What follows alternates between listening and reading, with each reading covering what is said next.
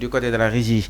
Justement, alors, enfin, Macky Sall ne peut pas être poursuivi pour les faits qui se sont passés entre mars 2021 et mars 2024. Ñu ne Macky mënuñu ko toppee si fait yi nga xam tam jot nañ fi xew diggante 2021 jàpp li nga xam nekk moo di 2024.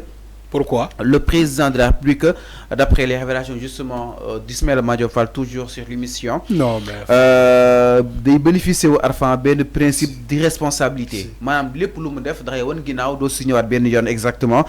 C'est une déclaration de l'ancien ministre de la Justice Ismaël Madior Fall bi nga xamni itam dara nañ ko ci grand jury bu dimanche ak Babacar Fall mu daal di japp ni le prédécesseur de Diomaye Diakhar Faye di Macky Sall mënuñu ko toppee haute cour de justice lu nu mel benn ko terme de campagne boo xam ne tam ñu koy utiliser waaye haute cour de justice mënul dara ki nga xam ne que mu di Macky Sall. On ne peut pas juger Macky pour des actes qu'il aurait commis à l'occasion de l'exercice de ses fonctions. Le principe, c'est l'irresponsabilité justement.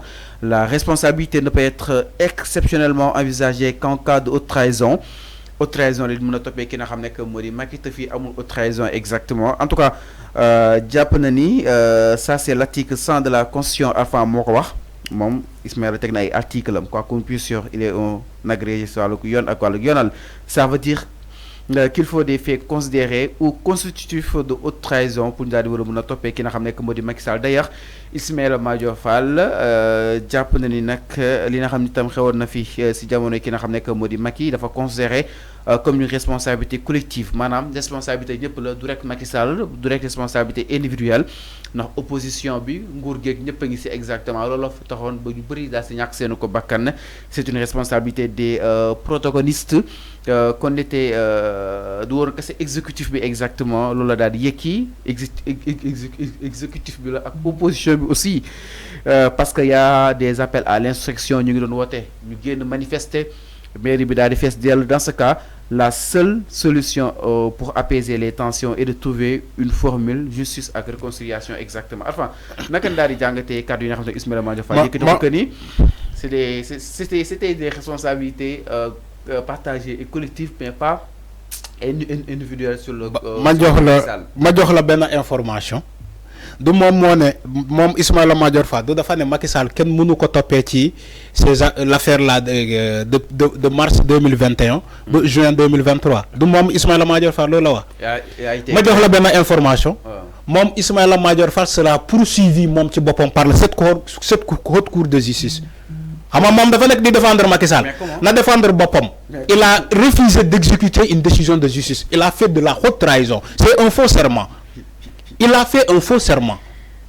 En tant que ministre de la Justice, nous avons deux décisions de justice. Nous avons exécuté ces deux décisions. Nous avons défendre Bopom. Nous avons Ismaïla Madior Fall. Parce que il se croit aujourd'hui de défendre Macky Sall. Il ne peut pas défendre Macky Sall. La responsabilité incombe au régime qui était là. Macky Sall dit non, Ismaïla Madior Fall, il nous rend pitié. C'est de la pitié. Comment un ministre de la Justice peut dire que on ne peut pas situer les responsabilités au régime seulement, mais l'opposition aussi, en sachant que l'opposition dont on parle aujourd'hui n'avait pas d'armes non conventionnelles. Dans l'opposition, il y a des armées. Dans l'opposition, il y a des rassemblements. Mais amul benn arme non conventionnelle. L'opposition n'a pas les moyens de l'État, comme État le am. La preuve. Qui a tiré sur la population? Qui a donné cet ordre-là? C'est ça la réalité. C'est les questions qu'on doit se poser aujourd'hui. Mais ce n'est pas un Madior Fall qui va aujourd'hui nous donner des leçons. Disant oui, Macky Sall ken mënu ko topé ci lolu parce que la décision ne lui incombe pas lui seulement avec l'opposition. En sachant que l'opposition amul benn arme ay xeer lañu yor. La mission régalienne de l'État du Sénégal, c'est quoi? C'est de disperser les foules. Comment disperser les foules? À travers des grenades lacrymogènes. Ça suffit. Mais ce n'est pas des balles réelles qu'on a tirées sur la population. Tu me dis que nous ne sommes pas Macky Sall Dara. Oui, je suis d'accord. Quand un Madior Fall le dit, je suis d'accord. Je suis d'accord. Man kenen suko waxone damay am njaxré. Tu sais pourquoi? Kenen suko waxone damay tiit. par exemple un Goudam Boop mu wax ko wala keneen ak keneen damay tiit mais quand il s'agit de la bouche de Ismaïla Madior Fall damay ne c'est normal parce que il est comptable du bilan de Macky Sall moom Ismaïla Madior Fall aussi il sera jugé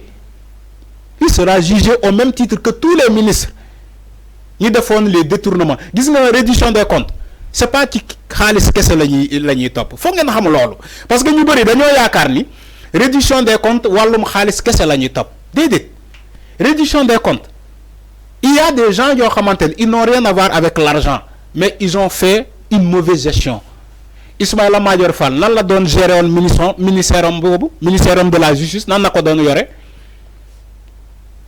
il faut qu'il explique les Sénégalais. Moi je crois que la pertinence c'est pas mu dem ci grand jury de dimanche xaw ma lan nga ne ban jury ak Babacar Fall grand jury. Voilà, la pertinence aujourd'hui c'est pas aller ci émission grand jury di wax ni que Macky Sall mënuñu ko toppee lii wala lii Ousmane Sonko na ma déglu yow Ismaïla Madior Fall ki ko déglu mu torox ku Ismaïla Madior Fall xelal da ngay torox tu vas droit au mur. Mais enfin, la réalité ñoom ñoo xelal Macky Sall mu ngi ni torox na ils n'osent même pas mettre les pieds au Sénégal ñoom ñoo xelal Macky Sall dem ba mbëkk mur bi ñu daw bàyyi ko fa. Ces mêmes personnes reviennent aujourd'hui pour dire que Ousmane Sonko na ma déglu parce que moi je suis un professeur agrégé en droit qui n'arrive même pas à définir ce que c'est la contumace, que ce que c'est état de contumace.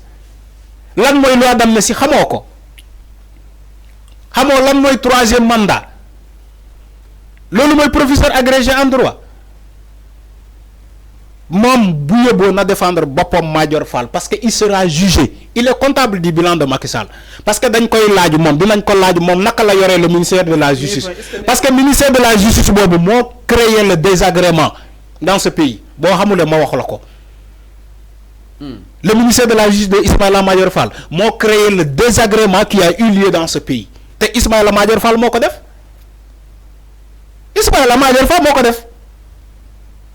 comment tu peux refuser d'exécuter des décisions de droit des décisions de justice beneen bi jógee Ziguinchor beneen bi jógee tribunal hors classe de Dakar yow Ismaïla Madior Fall en étant ministre de la justice nga ne doo ko exécuter. Non, il est l'État. Il faisait partie de ces personnes-là. Dama ne l'exécution d'abord des décisions de justice commence même par le ministre de la justice. xanaa xamoo loolu yow. L'exécution des décisions de justice commence par le ministre de la justice même lui-même parce que c'est lui qui doit rendre compte à ses supérieurs ne leen man décision bi nii dama koy exécuter ñu laaj la pourquoi ma ne leen parce que il faut exécuter les décisions de justice yoon Sénégal loolu la wax Fallou man lii laa wax moo tax ma ne la Ismaïla Madior Fall il peut pas défendre Macky Sall il na défendre boppam moom kese moom d'abord na défendre boppam parce que demain il va rendre compte gis nga reddition des comptes boobu parce que dafa ne haute cour de justice mënul juger Macky Sall mënul toppee Macky Sall dara moom balaa muy wax haute cour de justice boobu mënul toppee Macky Sall moom na wax boppam parce que haute cour de justice boobu buñ ko installé moom Ismaïla Madior Fall dina fa jaar moom en étant ministre dina fa jaar moom. mais avant pour dire vrai jamono ci réconciliation waxtaan bu juboo parce que Macky Sall nee na fa bëggoon bàyyi dëkk bi say anam bu aw yoon ba soo ñu bëri sax jàpp ne Macky moo livré nguur gi li nga xam ne moo di le parti Pastef moom la ko ses sympathisants ba tey c'est archi faux ñoom Omar Sow et compagnie ñoom loolu la ko meree Macky Sall pexeem bu sotti yoon Ousmane Sonko du génne kaso Diomaye du génne kaso Pastef du am candidat te moo leen fa génnee ba tey moo leen fa génnee génnewu kenn loi d'amnistie bu mu voté pour daw moom moo jaar balee ñu nekkoon ci kaso bi ñooñu ils ont subi des dégâts collatéraux de cette loi d'amnistie Macky Sall voté loi d'amnistie bi pour Sonko di Macky Sall voté loi d'amnistie bi pour Diomaye dafa voté loi d'amnistie pour moom ak waa këram su amoon beneen pexe bu mu mën a def pour seetal moom boppam ak waa këram te ñooñu continuer nag ci kaso bi dinañu continuer di fa nekk parce que la preuve quand quand le premier ministre ci jamonoom comment il s'appelle Amadou Ba, quand Amadou Ba était allé en France ñu posé ko une question en France 24 lan la wax mu ne moom bu jëlee le pays si il gagne les élections du 24 mars 2024 il va juger Ousmane Sonko en 100 jours qu'il est 100 jours, c'est-à-dire que faut le juger Ousmane Sonko. Macky Sall l'a appelé au téléphone. Alors. Macky Sall woo na ko téléphone ne ko yow Amadou Ba yow dégg naa la nga wax ci média français ni que yow nga ne yow buñ la falee da ngay génnee Ousmane Sonko da nga koy nommer premier ministre voilà foofu baatu boobu la jël nga ne yow da nga koy nommer premier ministre Amadou Ba ne ko waxuma loolu de dafa ne dama koy juger ci les 100 jours. Pour voir la ni que Macky Sall n'était pas d'accord même qu'il a sorti de Ousmane Sonko et Macky Sall. Mais nous aussi amdara parce que il fallait me voter loi d'amnistie mo fa jaar balé ñoñu yépp. Alors mi non par rapport à li nga xamné que modi justement ces événements de mars 2021 japp li nga xamné que modi mars 2024 exactement ñu dal jàllale itam si lenen du côté de la régie.